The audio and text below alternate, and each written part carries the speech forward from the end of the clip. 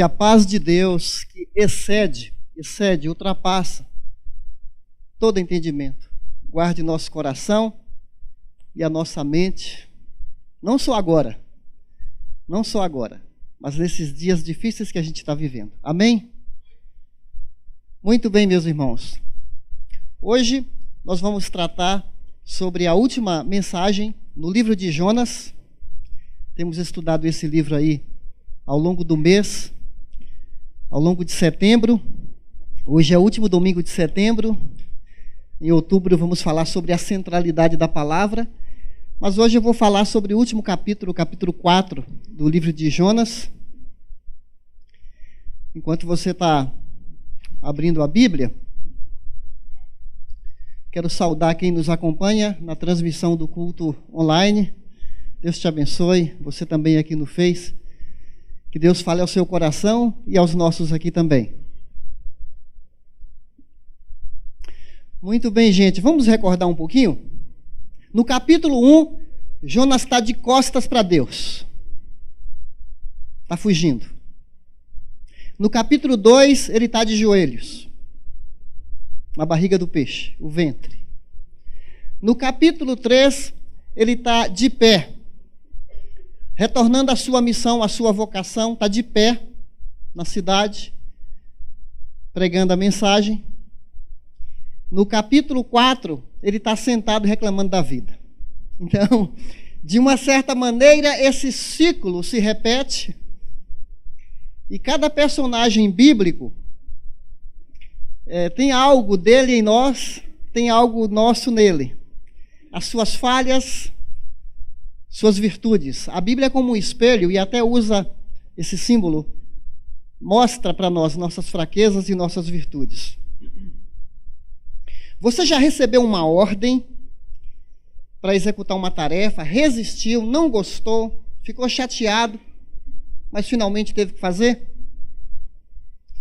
Essa vai ser a primeira pergunta no estudo do PG essa semana. Aí você vai ter a oportunidade de falar um pouquinho sobre isso. Eu estou só provocando aqui. Jonas é conhecido como profeta fujão. Ele resiste à vontade de Deus, mas na sua soberania, né? Vontade soberana é o título da nossa série. Deus envia um grande peixe que engole o profeta depois da tempestade. Jonas é indigesto, aí o peixe... Aliás, esse profeta é muito indigesto, né? Esse livro tem um tom de ironia muito grande. Se você ler com... ele chega a ser ridículo em alguns momentos. E depois ele vai para a cidade, prega a mensagem, o sermão mais curto que se tem notícia, mal feito, mal preparado, má vontade da parte dele, sai andando pelas ruas da cidade e com aquela raiva no coração e falando assim: daqui 40 dias essa cidade vai ser destruída, daqui 40 dias essa cidade vai ser destruída. E está ali andando para cima e para baixo.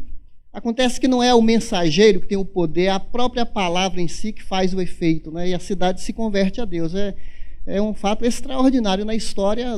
O livro de Jonas é um livro missiológico, é um livro de amor às nações. E se não fosse o capítulo 4, o final do capítulo 3 seria um final majestoso, de uma cidade inteira se convertendo. Mas aí o olhar, o holofote, a câmera, o foco agora é na atitude do profeta, porque às vezes a gente faz as coisas sem amor. Uma coisa é obedecer a Deus de prontidão, espontaneamente, por amor. Outra coisa é obedecer a Deus com atitude má, por obrigação e sem gosto, sem prazer. Então é isso que a gente vai ver. Eu quero te convidar para abrir o capítulo 4. Você já abriu, né? Então, quem não achou ainda, Oséias, Joel, Amós, Obadias, Jonas, Miqueias, né? 4. Vamos ler do 1 até o 11, está o texto aí na tela, cadê?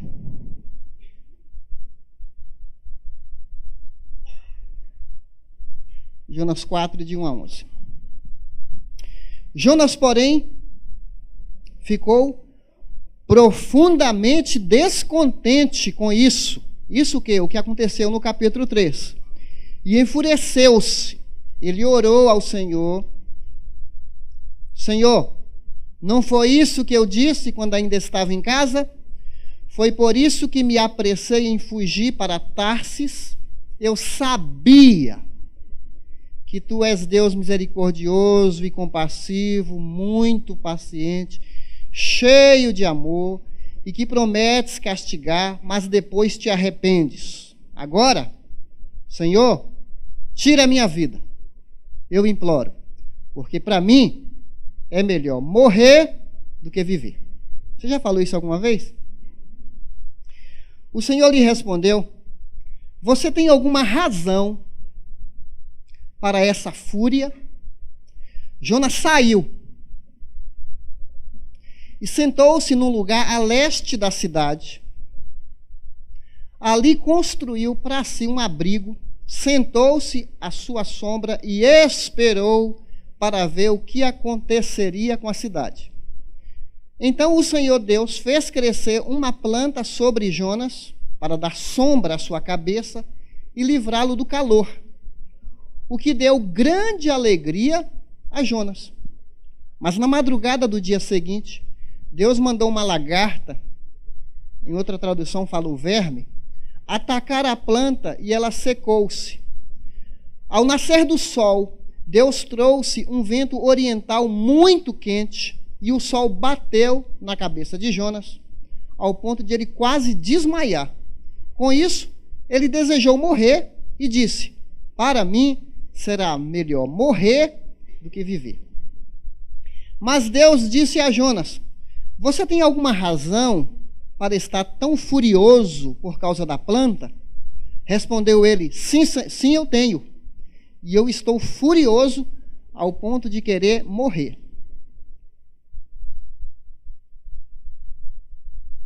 Muito bem. Achei o versículo 10 aqui. Mas o Senhor lhe disse: você tem pena dessa planta, embora não a tenha podado, nem a tenha feito crescer. Ela nasceu numa noite e numa noite morreu. Contudo, Nínive tem mais de 120.000 pessoas que não sabem nem distinguir a mão direita da esquerda, além de muitos rebanhos. Não deveria eu ter pena ou compaixão dessa grande cidade? Vamos orar mais uma vez. Senhor, abre nossos olhos. Senhor, a nossa oração é que o Senhor tem um recado, uma mensagem, um alerta, uma reflexão, uma inspiração, uma motivação correta para nós. Então, que Teu Espírito Santo nos acesse. Ele já é o poder de Deus para desvendar os nossos olhos, para contemplarmos as maravilhas da Tua palavra e que faça sentido em nosso caminhar. Em nome de Jesus, amém. Nós poderíamos dar um título para esse capítulo, que é a misericórdia do Senhor e a ira, a falta de compaixão do profeta. Como disse antes, a cidade está em festa. No capítulo 3, versículo 8, as pessoas arrependeram-se, mudaram as vestes, né? Aquela veste de pano de saco, que é símbolo de tristeza, de humilhação, de reconhecimento, de mudança de vida. O verdadeiro arrependimento, ele provoca mudanças. É interessante que Jonas 3,8 fala de mudança de mente, de comportamento, que combina com Lucas 3,8, que fala assim: produza fruto de arrependimento. Alguém que fala que conhece a Jesus, mas a vida não muda, não transforma, alguma coisa está errada, porque muda o nosso coração, muda a nossa postura, muda a nossa linguagem, muda pensamentos. É uma revolução quando alguém tem um encontro pessoal com o Senhor Jesus. E nesse texto, essa verdade aqui é que nós vamos trabalhar agora de manhã. O servo de Deus, você, homem ou mulher, é confrontado para repensar sua verdadeira motivação. Por que você faz o que você faz? O que está dentro, latente na nossa motivação, sincera ou não? Então esse texto vai nos ajudar nesse sentido. Aqui começa o capítulo 4, você vê uma redundância. Se falasse assim: Jonas, porém, ficou descontente, já está falando aqui algo assim que não deveria, não é? Mas não é só descontente, ele está profundamente descontente. No original aqui que foi escrito o texto, os melhores comentaristas falam que a cabeça dele está acesa. É como você imaginar um homem que está fervendo de raiva, o coração está queimando a fogo brando, e ele está... Então, só para a gente ter uma ideia que esse homem está irado, como diz o adolescente, está totalmente zoado, o Jonas.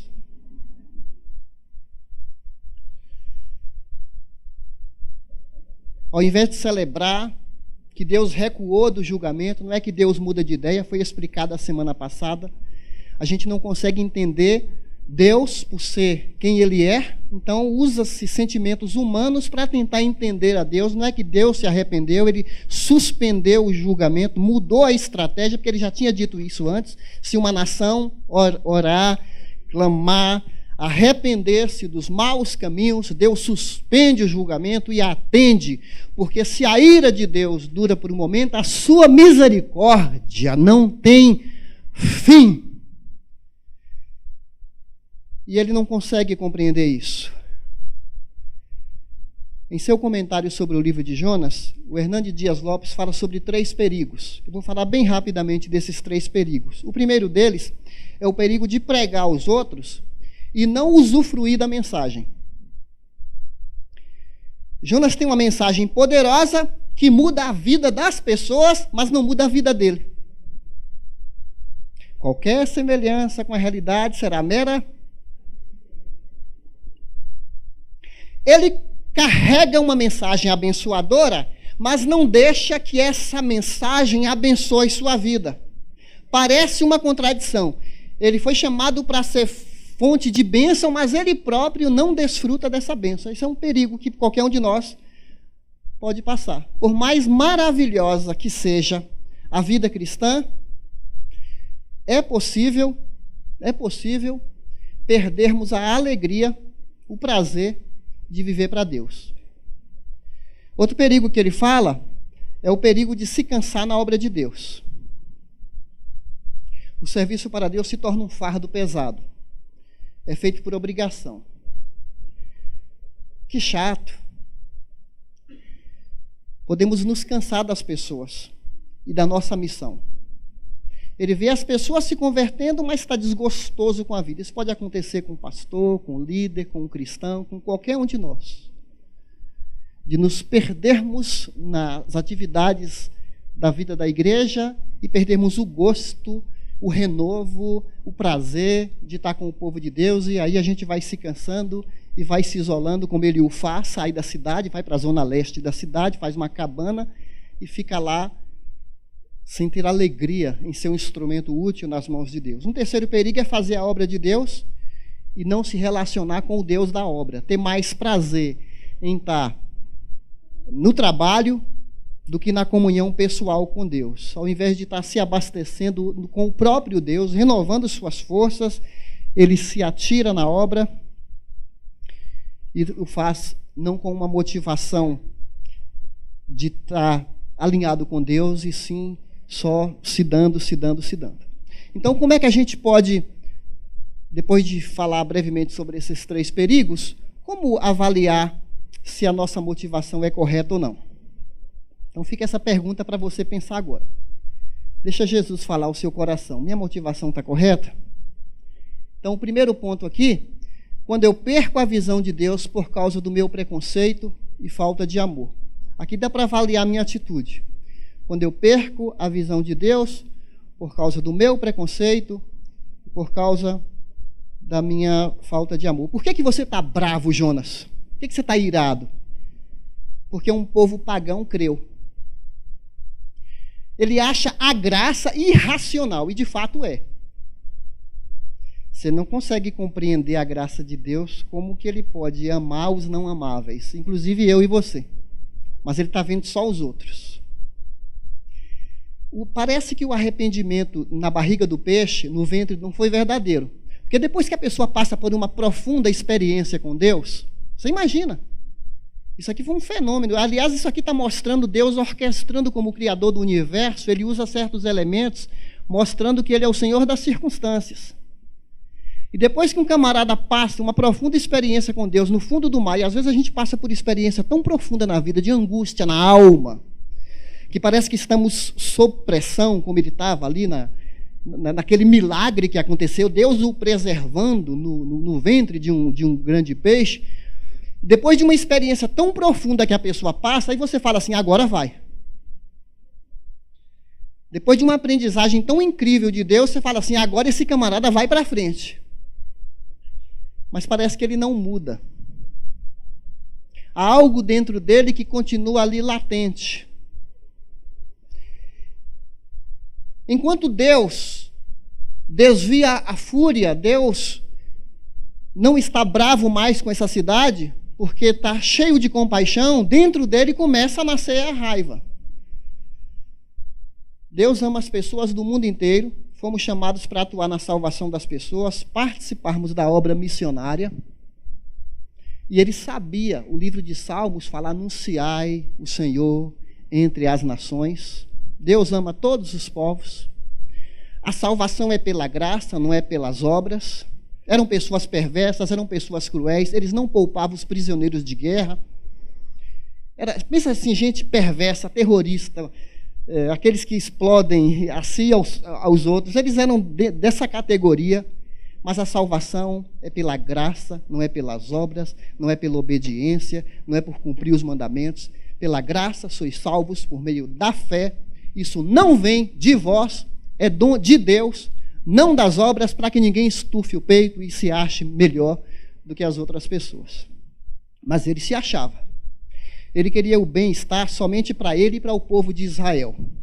Ele é um xenófobo, ele não ama o estrangeiro, ele não ama o diferente, ele é preconceituoso, é racista.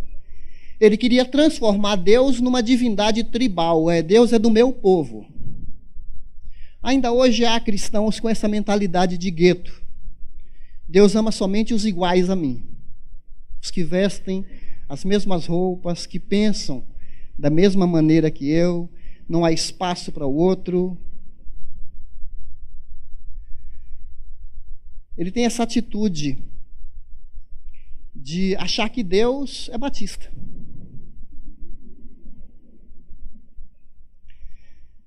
Você acha que Deus é batista? Deus é a própria essência do amor. Batista somos nós. Deus ama todas as pessoas. Deus não se limita a uma placa. A gente precisa colocar isso na nossa cabeça. Nós não somos donos dele. Aliás, tem seitas que se colocam como os únicos que são os eleitos, não é? Se fecham. É verdade que a gente precisa avaliar bem se a igreja com a sua placa é identificado com a essência das Escrituras, mas Deus não se limita a uma placa denominacional. A gente precisa estar bem ciente disso. Ele está agindo, ele ama as pessoas. E se nós não trabalharmos, ele usa outros para trabalharem. E nos usa quando a gente também tem atitude boa. No capítulo 1, Jonas é como o filho pródigo. No capítulo 1 de Jonas. Ele é como o filho pródigo. O que faz o filho pródigo? No capítulo 1, faz o que ele quer. Se rebela. Deus fala, vai para Nínive, que ficava a mais de 1000 quilômetros. Ele vai para um lugar perto da península, próximo à Península Ibérica, de mais de 4.000, 5.000 quilômetros que ele queria ir. Aí ele volta, o peixe o vomita perto da praia. Ele é como o filho pródigo no capítulo 1. Aqui no capítulo 4, sabe com quem ele se parece? Com quem ele se parece aqui no capítulo 4? Com aquele irmão mais velho do filho pródigo. Você lembra? Do irmão mais velho do filho pródigo? O que acontece ali? O que acontece ali? Aquele garoto que gastou, torrou o dinheiro do pai, desperdiçou o dinheiro do pai, aquela gastança, vai dar comida para porcos, aí ele cai em si, fala, na casa do meu pai, até os trabalhadores vivem melhor do que eu, e fala que ele se levantou e voltou para casa para pedir perdão ao pai. Quando ele volta, ele ensaia um discurso, começa a falar, antes dele completar, ele começa a falar, pai, perdoa-me, pequei contra o Senhor, e o pai já o interrompe, fala, bem-vindo de volta, filho, dá um churrasco para ele, manda trocar as roupas, dá um anel, o reintegra, dá dignidade. Aí o irmão mais velho está lá na moita. O irmão mais velho está lá. Está chegando do trabalho e está vendo aquela festa, música, e chama um empregado. O que está acontecendo aqui? É seu pai, deu as boas-vindas para o seu irmão. Aí ele está, mas que negócio é esse? E não queria entrar na festa. Aí o pai vai lá fora, igual Deus chega aqui lá fora para conversar com Jonas. O pai chega lá e fala, filho, o que está acontecendo, filho? Eu nunca peguei nada aqui do senhor.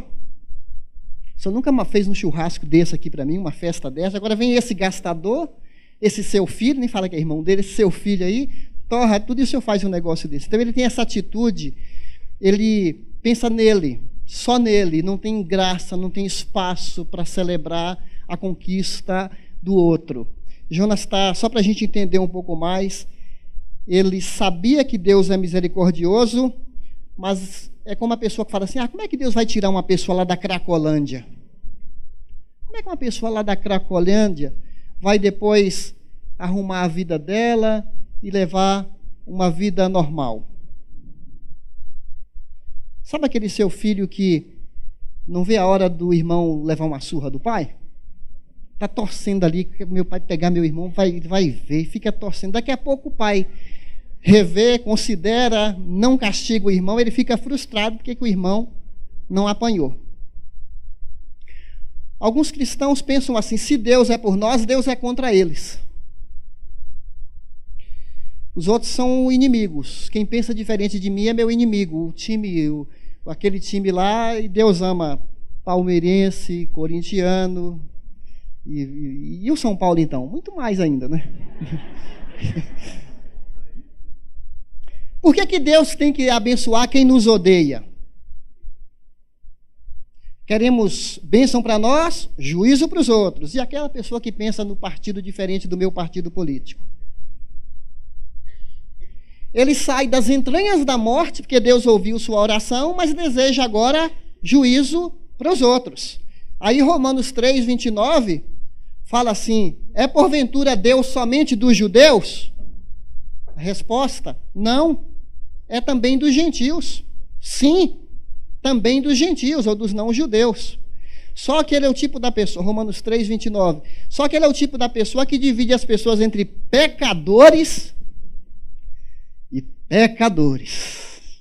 Ele é um pecador, mas tem gente aí que merece, está lançando faísca, condenação. Olha, eu vejo alguns pastores com certas posturas, rotulando as pessoas, xingando, uma postura assim truculenta, sendo que algumas verdades ele pode até falar, porque a igreja tem um aspecto profético, mas essa truculência, essa maneira rude, grosseira, de ofender, e aí às vezes a gente embarca nessas posturas achando que é o correto, mas a cordialidade, a educação, a oração faz parte do cristianismo, de sermos conhecidos como pessoas assim, que se posicionam, mas não para ficar atirando xingamentos nas outras pessoas sem amor.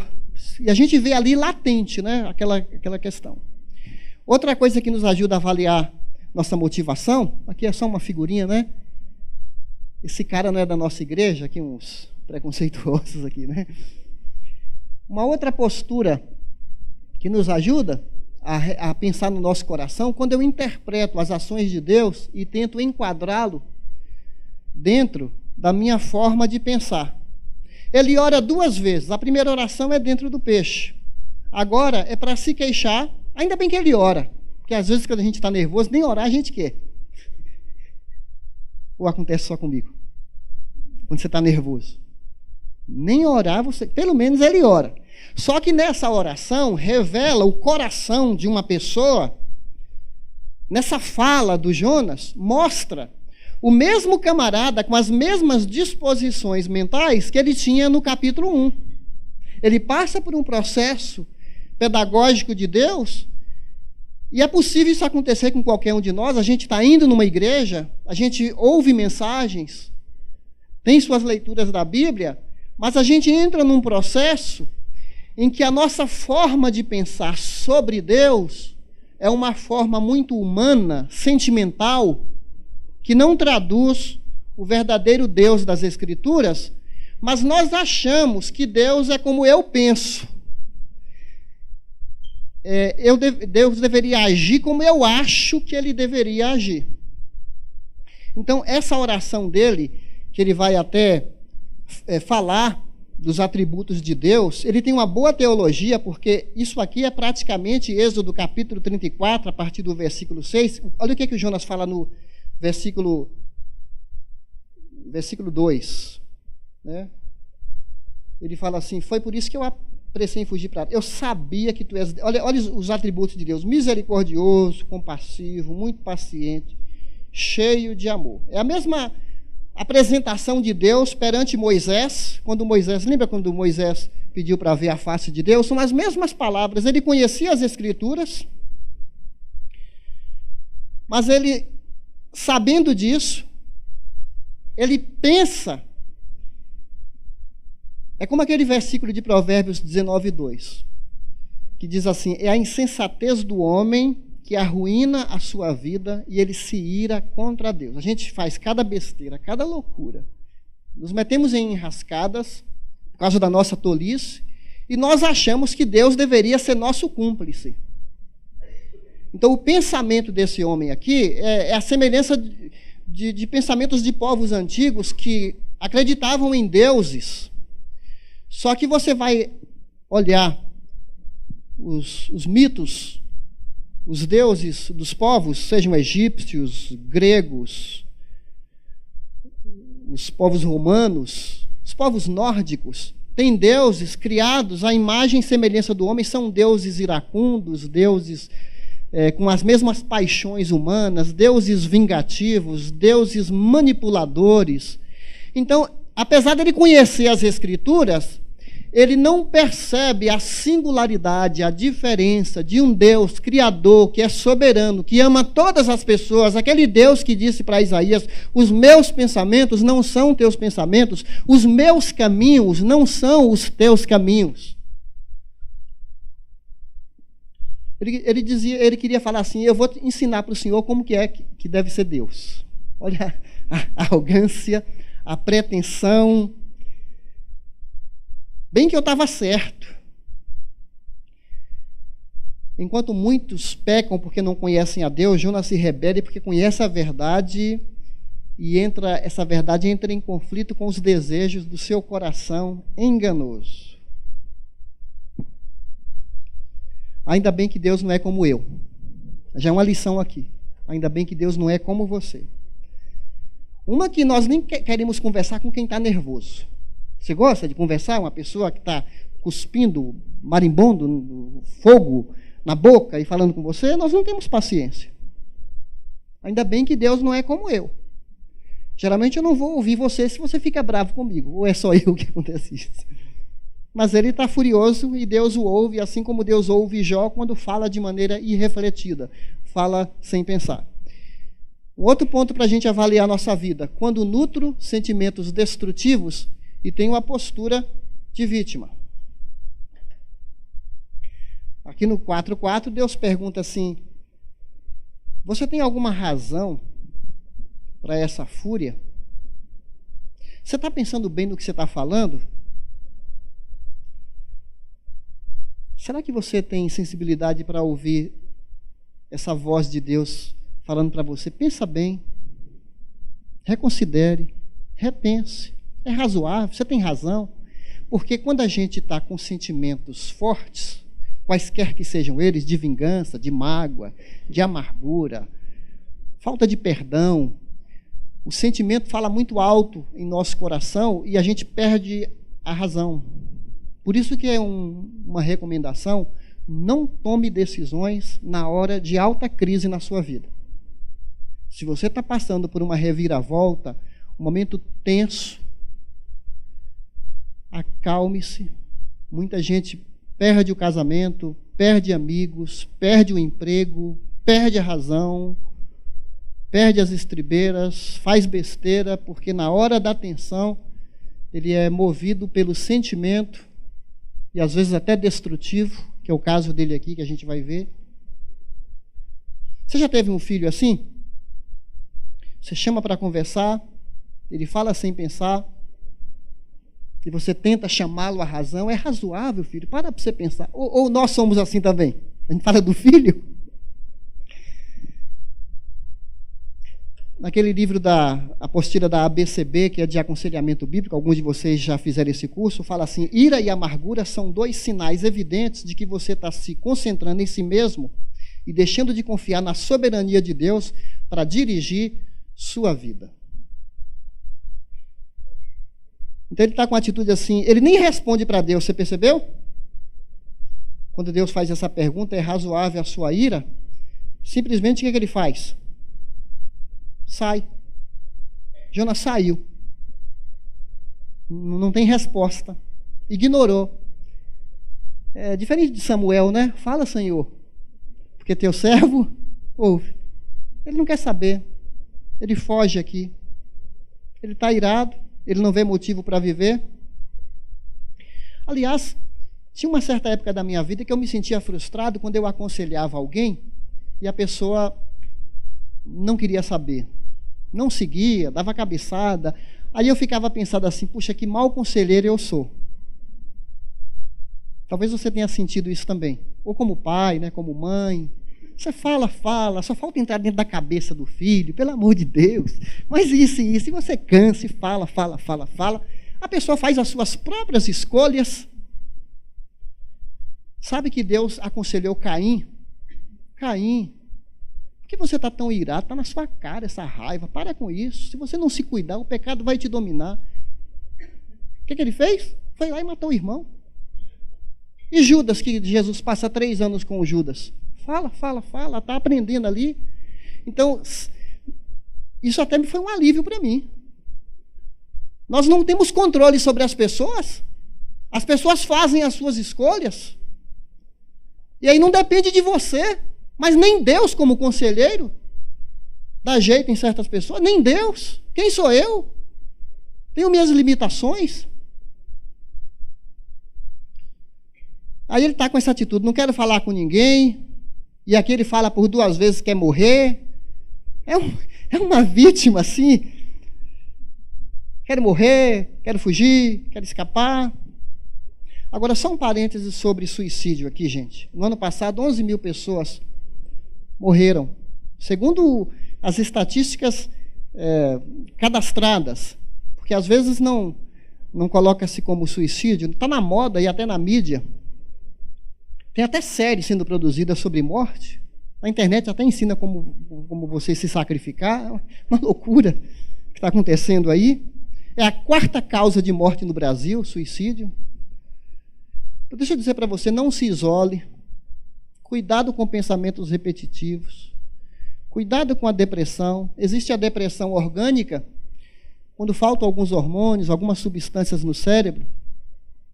E aí precisa procurar um médico. E não tenha medo disso, não. Antigamente falava-se que a psiquiatria é só gente doida que ia procurar psiquiatra. Mas tem se descoberto, o cérebro adoece. Como qualquer outro órgão do nosso corpo, o cérebro fica doente. Há perdas de conexões e tem bons remédios. Antigamente era só diazepam, Prozac, mas hoje tem outros medicamentos que ajudam. Tem um pastor aqui em São Paulo assumidamente depressivo, e assumiu isso de público perante a igreja, que é o Ed René Kivitz. E até conheci um especialista que falou para mim, que conhece até o médico dele, ele consulta, e é pastor, e isso acontece, ele é acompanhado com médicos por causa de substâncias do cérebro. Então, não se isole, não tire sua vida, não matarás, quer dizer, não é só não matar o outro, mas também é não se automatar, que é a palavra suicídio. Tome cuidado. Busque ajuda. Olha isso aqui, esse pensamento me mandaram para o WhatsApp. Aqui está falando de crentes mimimi, né? Que se vitimiza, que é uma outra situação, né? Mas eu quero falar de um pensamento aqui. Todas as emoções negativas se baseiam na ignorância. E na ignorância não há bases sólidas. A nossa base deve ser a palavra de Deus. Pois estamos firmados em Cristo, nossa rocha. Assim teremos conhecimento e estaremos alicerçados em emoções equilibradas. Então, não se deixe levar pelos sentimentos negativos, porque quando você está deprimido, o cérebro faz de tudo para te dar argumento para você até tirar a sua vida. Quando você está deprimido, porque você começa a raciocinar no paralelo e acha que está todo mundo errado e só você tem razão, ninguém te entende, então você apela para a fuga, o escapismo, e aí faz loucura. Então, atenção com isso. Uma quarta razão aqui, a última, para a gente avaliar a nossa motivação, quando a minha maior alegria é focada em objetos ou focada em pessoas. O que acontece aqui, a partir do versículo 6 em diante, é que o Jonas, lá no íntimo dele, talvez ele pensou assim, Deus vai repensar, já que Deus pode mudar de ideia, não é que Deus pode mudar de ideia, mas Deus pode mudar a sua estratégia. Eu vou esperar a cidade ser destruída. Foi lá, fez um abrigo. O judeu tinha uma certa experiência de fazer cabanas. Eles aprenderam isso no deserto. E faziam as festas também. Então ele tinha uma certa facilidade para fazer aqui uma cabana. Fez uma pequena cabana. E aí Deus faz crescer uma planta, até para dar uma sombra para ele. Uma planta que ainda hoje são plantas que crescem de maneira muito rápida. Só que aqui é uma intervenção de Deus, né? Tem folhas grandes. Tem certas plantas que têm umas folhas grandes. E aqui dá uma sombra, alguns até traduzem como aboboreira, como se fosse uma abóbora. Ali até um comentarista que falou assim, tem a aboboreira e o abobrinha, né? A planta e o camarada com a cabeça miudinha e com a cabeça pequena. Todas as pessoas na narrativa são agradecidas. Os marinheiros ficaram felizes com o livramento, o povo de Nínive está feliz com o livramento, mas ele está aqui esperando o julgamento fora da cidade. Isso aqui faz lembrar de Jesus, que foi fora da cidade, que Jesus, numa cruz, morre e tinha dito, Pai, perdoa-os porque eles não sabem o que eles fazem. Fora da cidade, um gesto de tremendo amor, de infinito amor, de doação. Ele morreu por você na cruz. Ele foi humilhado, ele foi exposto, fora da cidade, por amor a nós. E fora da cidade tem uma pessoa querendo conforto, não querendo ser bênção, não querendo ajudar, está indignado aqui. E aqui contrasta esse pensamento que você vê aqui no final do versículo 8, não no versículo 8, que ele está com grande alegria no versículo 6, que contrasta no 4.1, ele está profundamente descontente, no 4.1. No 4.6, ele está muito feliz agora porque ele está confortável, tem uma planta dando sombra para ele, um sol escaldante, ele está ali tranquilo. É uma boa pergunta para nós, não é? O que te faz feliz? O que te deixa zangado? O que faz você desistir? Quais os sentimentos que habitam nossos corações nessas horas, como ele aqui quer desistir? É um homem dobre, que fala Tiago, capítulo 1:8, uma pessoa dividida, uma pessoa inconstante em todos os seus caminhos. Tem gente que, assim, se alegra com certas coisas pequenas e está pouco se lixando com o que Deus está fazendo no mundo. Está todo feliz de acompanhar uma série Netflix, no conforto da sua casa, está pouco se lixando do que está acontecendo com a África, com a Síria, Venezuela, desempregados no Brasil, quase 14 milhões. E eu com isso? Eu quero é meu conforto, eu quero é o meu, eu quero é minha diversão, eu quero é meu lazer. Gasta-se mais com cremes cosméticos, Coca-Cola, do que com a obra missionária.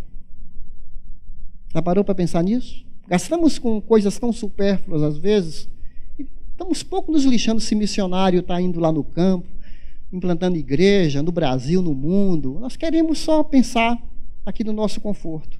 Então a gente vê aqui uma acomodação religiosa, de egoísmo à flor da pele. Será que nós nos posicionamos à margem da igreja? À margem da igreja, e pensamos só no nosso bem-estar.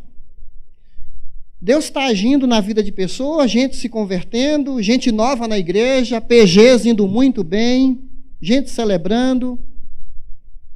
louvor está indo bem, projeto de construção dos bastidores, e nós nos posicionamos, quero só ver o que vai acontecer.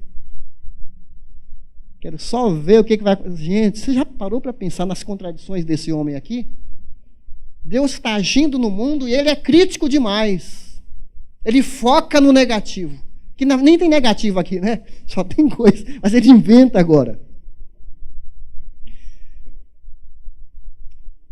E aí ele está mais preocupado com a plantinha, que Deus manda uma lagarta que come essa planta aí na noite para trazer uma grande lição para ele. Aí vem o sol escaldante, bate na cabeça dele. Se ele era careca, piorou ainda. Ele fica extremamente desconfortável e a temperatura lá chegava a 45 graus. E o Deus que move o peixe, que move a tempestade, que move agora a planta, move a lagarta, porque está tudo no comando dele, né? Chamando a atenção desse homem, e escrito isso aqui para chamar a nossa atenção também. Então ele está mais preocupado com a planta. Tem movimentos hoje, a nossa cultura adere à filosofia do Jonas. Plantas e animais estão se tornando mais relevantes que seres humanos. Crime ambiental é punido com muita severidade do que um atentado contra a vida de alguém. Se um animal silvestre é sacrificado, toda a mídia escancara, mas milhões de abortos acontecem todos os anos e a sociedade tolera de maneira passiva.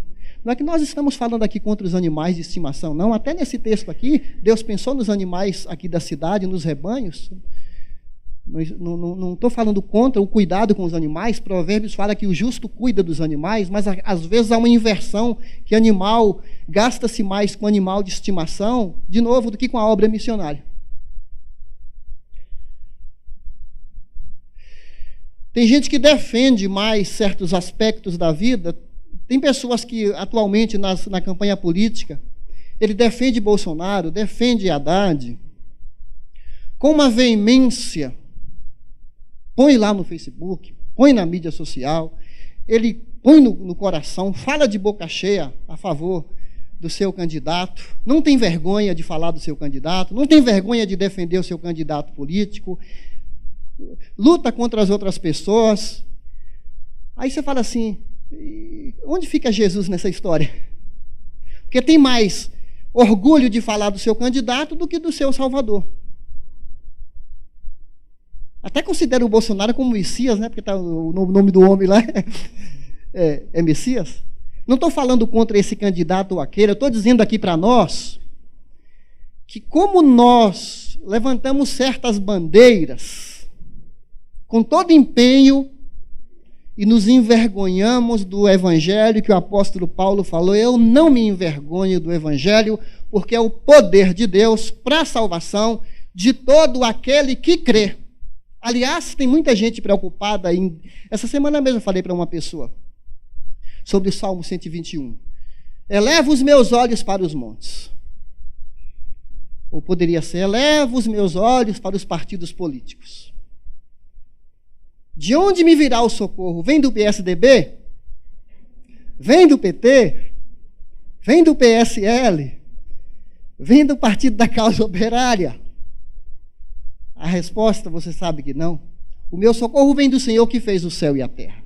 Qualquer que seja o próximo político, o presidente, governador, qualquer que seja ele, Deus está acima de tudo e nós estamos debaixo de um reino superior que comanda tudo, e ainda que Deus permita, como já permitiu, um Nero, um Calígula, um Césares, Hitler na história, ainda assim, Deus é o meu rei, o meu salvador, e o eterno é que importa e não o temporal. E não é para a gente se omitir, não é para a gente colocar a cabeça debaixo da terra, é para a gente ter uma voz, sim, de defender o que nós defendemos, mas considerando que maior é Deus do que tudo isso que tenta tirar a nossa paz.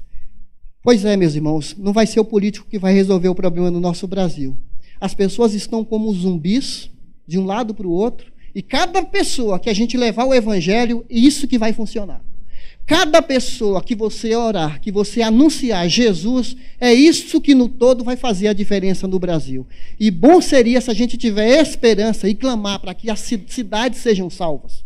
Que é isso que a gente vê acontecendo aqui. Deus não mudou, Ele é o mesmo ontem, hoje e para sempre. E a gente tem uma mensagem de esperança e o livro termina Deus fazendo Jonas pensar. A gente não sabe que resposta que ele deu. Fica para você. E se ele é o autor do livro, tenho aqui uma notinha de esperança, que ele foi trabalhado para que seu povo fosse um povo que pensasse nos outros.